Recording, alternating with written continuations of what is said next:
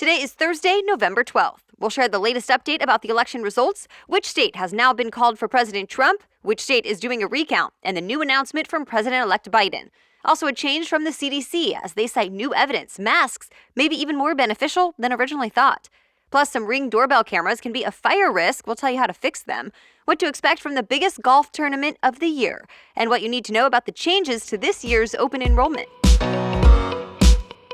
Welcome to The Newsworthy. All the day's news in around 10 minutes. Fast, fair, fun, and on the go. I'm Erica Mandy. Thanks so much for being here. You ready? Let's do this. More new announcements from President-elect Joe Biden and his team as they continue prepping to run the country starting next year. Biden announced he chose Ron Klain as his incoming chief of staff.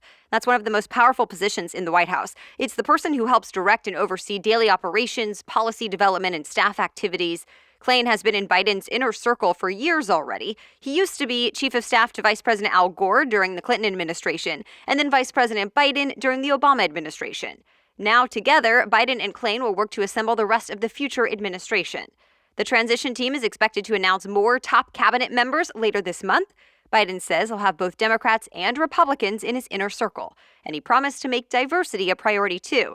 That means we could see more women, people of color, and openly LGBTQ people in key roles. Of course, President Trump has yet to concede the election and continues with legal challenges over voting results in several states. Stay tuned. As expected, President Trump won the state of Alaska. NBC News, CNN, and the Associated Press have now called it, meaning the state's 3 electoral votes go to President Trump, pushing his Electoral College tally to 217. Still, that does not make much of a difference for the outcome of the race, since he would need 270 electoral votes to win, and his Democratic opponent got 290 so far. At this point, the only 2 states left to be called are Georgia and North Carolina. North Carolina will most likely go to President Trump as well. He's up more than 73,000 votes there. But the reason it hasn't been called yet is because, according to state law, election officials can count mail-in ballots they receive up to today as long as they're postmarked by November 3rd. Expect official news on those 15 electoral votes by tomorrow. Then there's Georgia. Biden leads by about 14,000 votes there, out of almost 5 million total. Since that's so close, all 5 million ballots are now being recounted by hand. Results of that recount are not expected until next Friday, November 20th. The Trump campaign and 2 Republican senators from Georgia have accused the state of allowing voting irregularities and lack of transparency. However, so far, they have not given specifics or evidence, and election officials have denied there was any widespread fraud. Georgia's Republican Secretary of State says he hopes this recount will help build confidence in the system. But he also says he doesn't expect the recount to change the vote tally since he has faith in the electronic voting machines. And to be extra clear, even if Trump does win after the Georgia recount and also gets that win in North Carolina, he still will not have enough electoral votes to flip the result of the election. The U.S. is breaking even more coronavirus records this week. Nearly 146,000 new COVID-19 cases were reported in the U.S. just yesterday. That's the most ever reported in one day. There has also been a sharp increase in the daily number of deaths. More than 1,400 Americans died from COVID-19 yesterday. The daily death toll broke records in Minnesota, Alabama, and Tennessee. Health experts warn with the cooler temperatures and holidays around the corner, these numbers will likely keep going up in the next few months. Meanwhile, a change from the CDC. The federal health agency made its strongest case for mask wearing yet. It now says a mask can benefit the person wearing it, not just the people around them. Until now, the general idea behind face coverings has been that my mask protects you, your mask protects me. But this new CDC guidance cites studies that show even more benefits of universal mask wearing for everyone. The agency cited studies showing the cloth mask materials can lower your exposure to some infectious droplets through filtration. It also says the best masks are ones with more than one cloth layer. The CDC made a new financial case for mask wearing as well. It said if mask wearing increases by 15% around the country, it would prevent the need for lockdowns and avoid up to $1 trillion in losses. As of today, 34 states and Washington, D.C. require people wear face coverings in public when they're inside or cannot be at least 6 feet apart from others outside, with various exceptions. Tropical storm Eta is hitting Florida this morning for the second time this week. The first time it hit the Keys in South Florida. This time around, the storm is impacting the west side of the state, just north of Tampa. There, millions of people are dealing with heavy rain and gusty winds. So far, there have not been any reports of flooding, major damage, or injuries, and no one is under a mandatory evacuation order. But the Tampa Bay region did start opening shelters for anyone who might need a place to stay. At last check, roughly 16,000 homes and businesses are without power. President Trump approved an emergency declaration allowing federal authorities to help with disaster relief as needed. All right, we have much more news still ahead, but first, let's take a short break to thank our sponsor today. If you haven't done this yet, it is time for you to get fresh, pre-measured ingredients and seasonal recipes delivered right to your door with HelloFresh, America's #1 meal kit. First, I love that you can skip extra trips to the grocery store and all the stressful planning to figure out what's for dinner. Instead, HelloFresh offers convenient, no-contact delivery to your doorstep for easy at-home cooking. And the recipes are super simple to follow. And that is coming from someone who has not always been great in the kitchen. Plus, you get fantastic meals in the end. In fact, HelloFresh offers more than 20 chef-crafted delicious options every week to help you break out of your recipe rut, try new things, and make any night feel special without a lot of time or effort. My husband and I made tasty sweet potato fajitas with pepper jack and pickled jalapeno and lime sour cream. We were so impressed. Go to HelloFresh.com/newsworthy90 and use that code newsworthy90 to get $90 off, including free shipping. Again, that's HelloFresh.com/newsworthy90 and use that code newsworthy90 to get $90 off, including free shipping. All right, now back to the news. Facebook and Google are extending their bans on political ads. At Facebook, the ban will be up for at least another month, while Google says it probably won't allow political ads through December. They hope this will prevent confusion about the election results. Remember, they originally planned to have the ad ban up for only about a week after the election. Now the bans are going to stick around longer, and that is getting some pushback. For example, some campaign officials in Georgia say they need to buy ads to get the word out about 2 runoff elections in the state that we mentioned yesterday. And right now, they can't do that. So they call the ban frustrating and say the timing could not be worse. Meanwhile, more conservatives have switched to alternative social media outlets since the election. Parler, MeWe, and Rumble are considered free speech platforms that have less moderation than Facebook and Twitter. And they've been popular among some conservative pundits and some politicians like Senator Ted Cruz of Texas and Senator Rand Paul from Kentucky. They're not new, but have added millions of new users since the election, though critics say they allow conspiracy theories and disinformation to spread. If you have a Ring doorbell, you might want to double-check it. Nearly 24 of the second-generation models have caught on fire because they were installed wrong. In case you're not familiar, Ring doorbells are owned by Amazon and have a camera on them that can stream live video.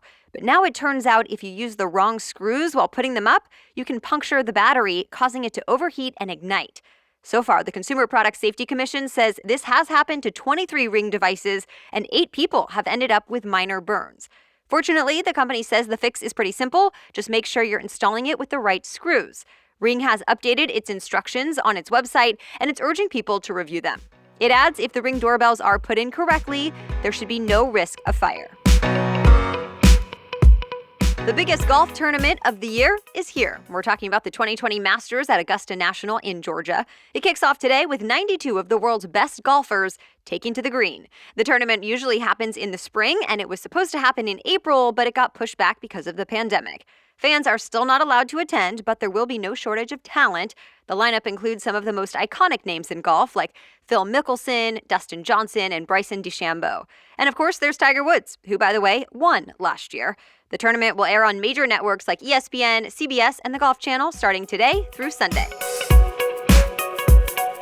UPS is loosening its rules on natural black hairstyles. CBS News reports the shipping company will now let its employees sport afros, braids, cornrows, and other traditional do's.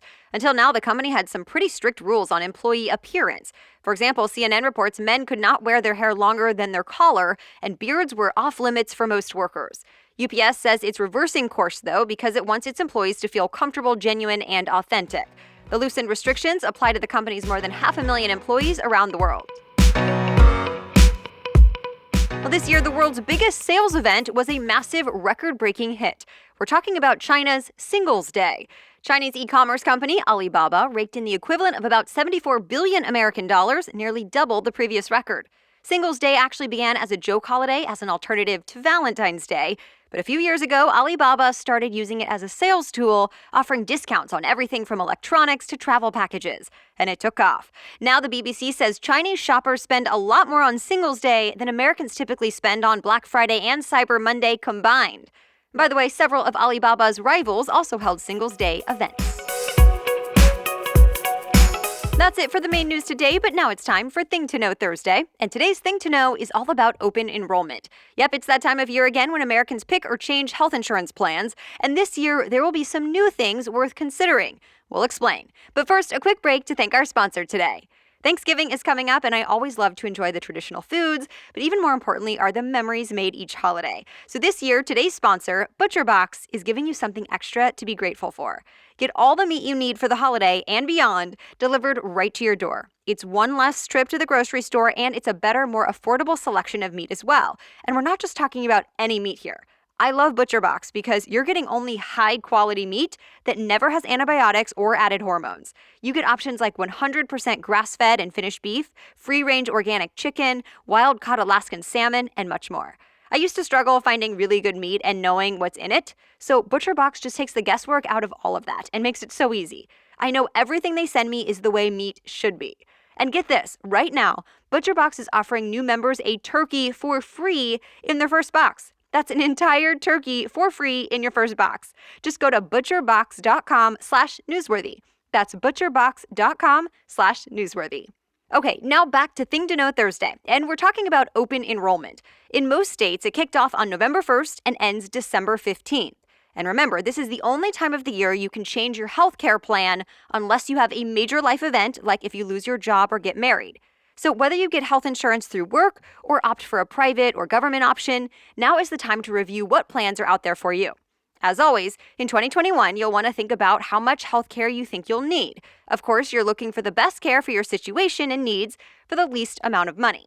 And we should note, even if you've signed up for the same plan year after year, some things might have changed in the era of coronavirus. For example, the cost of your usual plan may have increased, there may be new added benefits for mental health services, and you might find more flexible childcare benefits available as well.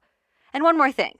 For those who do not get benefits through an employer, the Affordable Care Act, or what's known as Obamacare, is now open for enrollment through healthcare.gov, as well as other state exchanges. Yes, the future of Obamacare is still up for debate in the Supreme Court right now, as we've discussed, but experts say don't let that stop you from getting coverage now if you do need it, and that's your best option. If the court decides to overturn the law, people who lose coverage will likely get a chance to enroll elsewhere. And that's your Thing to Know today. All right, thank you so much for listening today. As always, we so appreciate it when you share the show with your friends and family, and be sure to follow us on Instagram @NewsworthyPod. Also, don't forget we offer ad-free episodes if you sign up as a Newsworthy Insider. Go to thenewsworthy.com/insider to learn more. We'll be back tomorrow with another news roundup. Until then, have a great day.